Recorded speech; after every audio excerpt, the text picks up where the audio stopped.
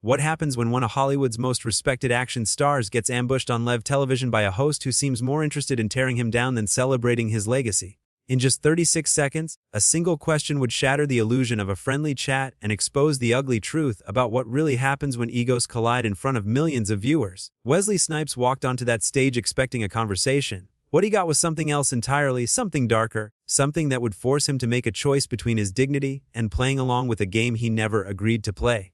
The audience was still clapping when Jennifer Hudson greeted Wesley with that trademark smile of hers. Big, bright, perfect for the cameras. Wesley smiled back, gave a little wave, and settled into the guest chair. The studio lights were hot. The crowd was buzzing with energy. Everything seemed normal. Everything seemed fine. Wesley Snipes. Everybody, Jennifer said, her voice dripping with that rehearsed enthusiasm talk show host perfect over years of practice. Thank you so much for being here. It is such an honor. Wesley nodded. Thank you for having me. Great to be here. Now, I have to say, Jennifer continued, leaning forward slightly. You have had quite the career. Blade, Demolition Man, White Men Can't Jump. I mean, these are iconic films. I've been blessed, Wesley replied. I've worked with some incredible people, incredible directors. It's been a journey. The audience applauded again. So far, so good. Just two celebrities having a chat. Nothing unusual. Nothing to worry about. But then Jennifer's expression shifted just slightly. Just enough that if you were paying attention, you might have noticed something change in her eyes. Something colder creeping in behind that smile. But let's talk about what everyone really wants to know, she said. And there was an edge to her voice now, a sharpness that cut through the pleasantries. Let's talk about the tax situation. Wesley's smile didn't fade, but it froze, became fixed. He knew where this was going now. I mean, you went to prison, right? Jennifer pressed on, not waiting for him to respond. You went to prison for tax evasion. That's not something a lot of people can say. How does someone like you, someone with all that money, all that success, how do you just forget to pay your taxes? The audience went quiet, uncomfortably quiet. This wasn't banter anymore. This was something else. Wesley took a breath, kept his composure. Well, Jennifer, that situation was a lot more complicated than people realize. There were accountants involved, lawyers, a whole team of people. It wasn't as simple as just forgetting to pay. But you still went to prison, Jennifer interrupted. You still did the time. 3 years, wasn't it? 2 years and 10 months? Wesley corrected quietly. Right, Jennifer said, waving her hand dismissively. 2 years and 10 months behind bars with criminals. How did that feel, being treated like a common criminal? Wesley's jaw tightened. You could see it, the way his whole body tensed up, but he kept his voice level, calm. I paid my debt to society. I took responsibility for what happened. I served my time and I moved forward. That's what you do. You learn from your mistakes and you move on. Sure, Jennifer said, but her tone suggested she didn't believe him. But do you think you deserved it? I mean, honestly, do you think you deserve to go to prison? I think the justice system made its decision, Wesley said carefully, and I respect that. I'm not here to argue about what happened 15 years ago. I'm here to talk about the work I'm doing now. But Jennifer wasn't interested in the work he was doing now. She was locked onto this topic like a dog with a bone.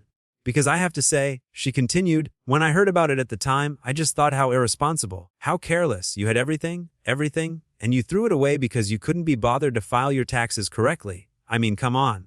The audience shifted in their seats. You could hear people murmuring now. This was uncomfortable. This was crossing a line. Wesley's expression hardened. Jennifer, with all due respect, you don't know what you're talking about. You weren't there. You don't know the details of what happened. The circumstances, the people involved. You're making judgments based on headlines. I'm making judgments based on facts. Jennifer shot back. The fact is you went to prison. The fact is you broke the law. Those are facts, Wesley. And the fact is I served my time, and I've been working hard ever since to rebuild my career and my reputation, Wesley said, his voice rising slightly now. I've done everything right since then. Everything. And I came on this show thinking we were going to have a respectful conversation, not a public shaming. Jennifer leaned back in her chair, crossing her legs. Oh, so now I'm shaming you. I'm asking questions, Wesley. That's what we do here. We have real conversations. We don't just sit here and blow smoke and pretend everything is perfect. There's a difference between asking questions and attacking someone. Wesley replied, and what you're doing right now feels a lot more like the latter. Attacking you. Jennifer laughed. But it wasn't a genuine laugh. It was sharp, mean. Wesley, if you can't handle a few tough questions, maybe you shouldn't be doing press tours. Maybe you should just stay home. That was it. That was the moment. You could see it happen in real time. Wesley's face changed. The politeness dropped away. The Hollywood smile vanished. You know what? He said quietly, standing up from his chair. I think I will. Jennifer's eyes widened. Wait, what are you doing? I'm leaving, Wesley said simply. Because I don't need this. I don't need to sit here and be disrespected on national television by someone who clearly has some kind of agenda. Agenda? Jennifer sputtered. What agenda? I'm just doing my job. Your job is to have a conversation, Wesley said, his voice calm but firm. Not to ambush your guests, not to humiliate them. I came here in good faith, and you turned this into a circus. The audience was dead silent now. Everyone was watching. Everyone was holding their breath. Jennifer stood up too, her face flushed. You can't just walk off my show. That's incredibly unprofessional. Wesley turned to look at her, and when he spoke, his voice was ice cold. Unprofessional? You want to talk about unprofessional? You just spent the last 10 minutes dragging me through the mud for something I already paid for, something I already took responsibility for. You didn't ask me about my new projects. You didn't ask me about anything positive. You just wanted to make me look bad so you could feel superior. That's not true, Jennifer protested. But her voice was weaker now, less certain. It is true, Wesley said. And you know it. Everyone watching knows it. You brought me on here to tear me down, and I'm not going to stand for it. I have too much self-respect for that. He started walking toward the exit. The cameras followed him. The audience was still frozen, unsure how to react. Jennifer called after him. Wesley, come on. Don't be like this. We're just having a conversation. But Wesley didn't stop. Didn't turn around. He just kept walking. Fine, Jennifer shouted, her composure finally cracking completely. Go ahead and run away, just like you ran away from your responsibilities. That made Wesley pause. He stopped walking, turned around slowly, and when he spoke, his voice was low and dangerous. What did you just say? Jennifer's face went pale. She realized immediately that she'd gone too far. I just meant no. Wesley cut her off. You said I ran away from my responsibilities after I just explained to you that I took full responsibility for what happened. After I told you I served my time and worked hard to make things right, and you're still coming at me with this disrespectful nonsense. I didn't mean it like that, Jennifer said quickly, trying to backtrack. Yes, you did, Wesley said. You meant it exactly like that. Because from the moment I sat down in that chair, you've been looking for ways to belittle me, to make me feel small, and I have to wonder why. What did I ever do to you? Why do you have so much hostility toward me? Jennifer didn't have an answer. She just stood there, mouth opening and closing, searching for words that wouldn't come. That's what I thought, Wesley said. You don't even know. You just decided before I got here that you were going to come after me, and you did. Well, congratulations. You got your moment. You got your drama. I hope it was worth it. He turned to leave again, and this time, Jennifer didn't try to stop him. She just watched him go, her face a mixture of anger and humiliation. But Wesley wasn't done. Right before he reached the exit, he turned back one more time. You know what the saddest part about all of this is? He said. I actually used to respect you. I thought you were talented. I thought you were better than this. But I guess everyone shows their true colors eventually. And with that, he walked off the stage. The door closed behind him with a heavy thud that echoed through the silent studio. For a long moment, nobody moved. Nobody spoke. Jennifer just stood there in the middle of her stage, looking lost, looking small. The audience didn't know whether to clap or stay quiet. The cameramen didn't know where to point their cameras. Finally, Jennifer turned to face the audience, forcing a smile that looked more like a grimace. Well, she said, her voice shaky. That was unexpected. Let's go to commercial. The lights dimmed. The cameras cut away, but the damage was done. What happened in those next few minutes while the show was on commercial break? Nobody knows for sure.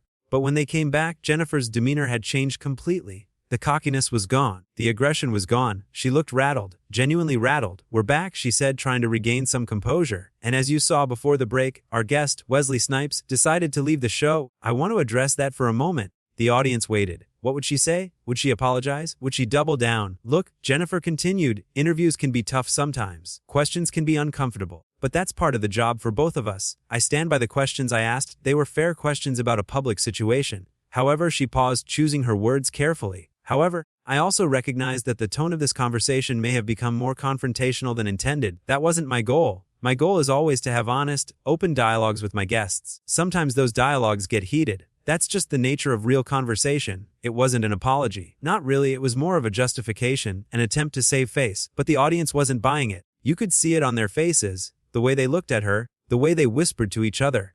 They'd seen what happened. They'd heard the things she said, and they knew who was in the wrong. Jennifer tried to move on with the show. She introduced her next guest, tried to crack jokes, tried to pretend everything was normal, but the energy was off. The whole thing felt hollow, forced, like everyone was just going through the motions until they could get out of there. Meanwhile, Wesley Snipes was in his dressing room gathering his things.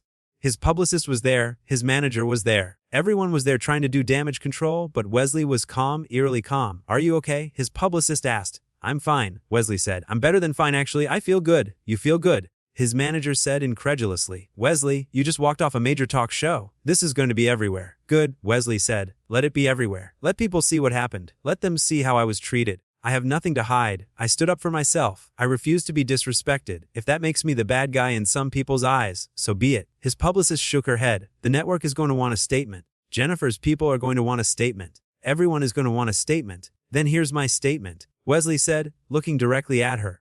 I came to that show in good faith to promote my work and have a pleasant conversation.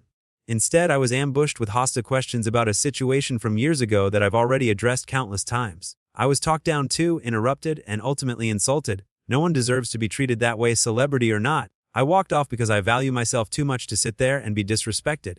End of statement. And that was it. That was all he had to say about it. No apologies, no regrets, just the truth. Back on the show, Jennifer was struggling. Her next guest, a comedian promoting his new special, could sense the tension. The interview was stilted, awkward, nothing flowed naturally. The comedian did his best to bring some energy, to get some laughs, but it was like trying to light a fire in the rain. When the show finally ended and the camera stopped rolling, Jennifer retreated to her dressing room. Her producers followed her, all of them talking at once.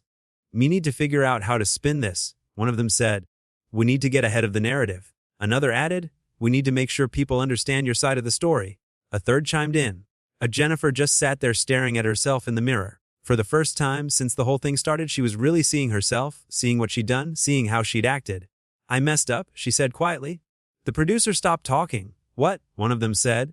"I said I messed up," Jennifer repeated louder this time. "I went too hard, I made it personal, I let my own. I don't know what I let happen, but I handled that wrong." Her head producer stepped forward. "Jennifer, you were just doing your job. You ask tough questions. That's what journalists do." "I'm not a journalist," Jennifer said. "I'm a talk show host. And talk show hosts are supposed to make their guests feel welcome. Supposed to have fun conversations, supposed to lift people up, not tear them down. And I tore Wesley Snipes down for no good reason. He went to prison," the producer argued. "That's a legitimate topic." "It's a legitimate topic if he wants to talk about it," Jennifer countered. "If it's part of his press tour, if he's written a book about it or made a documentary, but he didn't. He came here to talk about his new film, and I hijacked the interview to satisfy my own curiosity or my own need to seem tough or whatever it was, and I lost a guest because of it.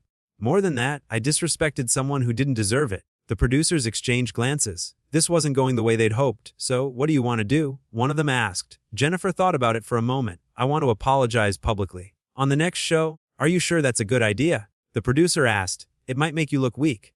"I don't care how it makes me look." Jennifer said it's the right thing to do. But whether that apology ever came, whether Jennifer ever truly understood what she'd done wrong, that's not what people remember about that day. What they remember is Wesley Snipes standing up for himself. Wesley Snipes refusing to be diminished. Wesley Snipes walking off that stage with his head held high. Because in that moment, he reminded everyone watching that you don't have to accept disrespect just because someone has a microphone and a camera. You don't have to smile and nod when someone is tearing you down. You don't have to play along with someone else's game if the rules are rigged against you. Wesley showed millions of people that it's okay to walk away. It's okay to protect your peace. It's okay to demand better treatment.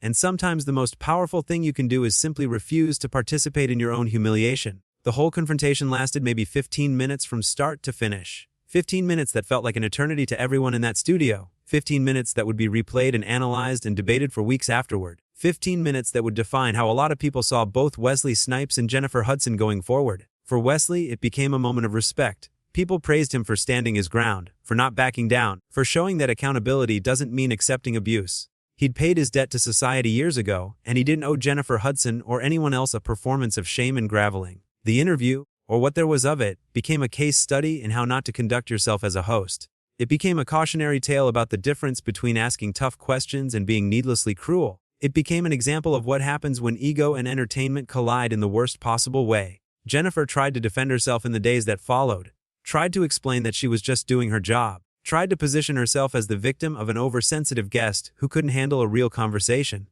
But the footage didn't lie. The footage showed exactly what happened, and the court of public opinion had already made its verdict. Wesley, for his part, never spoke about it again after that initial statement. He didn't do a revenge tour, didn't go on other talk shows to trash Jennifer, didn't write a tell-all article. He just moved on with his life, with his career, with his dignity intact. And maybe that's the real lesson here. Sometimes the best response to disrespect isn't a bigger, louder fight. Sometimes it's just walking away, refusing to engage, refusing to give someone the satisfaction of watching you squirm. Wesley Snipes walked off that stage and never looked back, and in doing so, he won. Not because he got the last word, not because he embarrassed Jennifer Hudson, but because he protected something more valuable than any of that. He protected himself, his peace, his sense of self-worth. When you watch that footage, when you see him stand up and walk away, you can see it in his face. The relief, the freedom, the power that comes from knowing you don't have to tolerate mistreatment just because it's expected of you.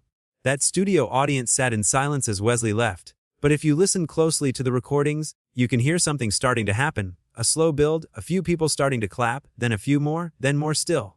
Until by the time Wesley reached that exit door, a good portion of the audience was applauding him, applauding his courage, applauding his decision to leave. And Jennifer had to stand there and listen to it. Had to stand there and realize that she'd lost the room, lost the audience, lost the respect of the very people she was supposed to be entertaining. That's the thing about live television, about real, unscripted moments. The truth comes out. You can't edit it away. You can't smooth it over with clever camera angles or post-production magic. What happens happens and everyone sees it. What happened that day was simple. A guest came on a show expecting respect and didn't get it, so he left. That's it. That's the whole story. But in that simplicity lies something profound. A reminder that respect is not negotiable, that dignity is not for sale, that sometimes the right thing to do is also the hardest thing to do. Wesley Snipes taught us all something that day. He taught us that it's okay to say no, it's okay to protect yourself, it's okay to demand better. And most importantly, he taught us that real strength isn't about sitting there and taking it. Real strength is knowing when to walk away. The cameras captured every second of it, every word, every expression, every moment of tension and conflict and ultimate resolution. And now it exists forever. A permanent record of what happens when someone decides they've had enough. When someone chooses themselves over the show. When someone refuses to be anyone's punching bag, no matter how bright the lights or how big the audience. Jennifer Hudson's show continued after that incident. She had more guests, more interviews, more chances to get it right. But that moment, that confrontation with Wesley Snipes, it lingered. It colored how people saw her. It raised questions about her approach, her style, her treatment of guests. For Wesley, life went on. Projects came and went. Interviews happened with other hosts who treated him with the respect he deserved. The incident became just one moment in a long and storied career. But it was a moment that mattered, a moment that showed who he really was when pushed to his limit. And for everyone watching, for everyone who saw that interview or heard about it afterward, it became a reference point, a measuring stick for how we allow ourselves to be treated, a reminder that we all have the power to walk away from situations that don't serve us, that don't respect us, that ask us to be smaller than we are. Wesley Snipes walked off Jennifer Hudson's show. That's the headline, that's the story. But the real story, the one that matters, is what that walk meant, what it represented, what it taught us about self-respect and dignity and knowing your worth. Sometimes the most important thing you can do is simply stand up and leave. And Wesley Snipes showed us exactly how it's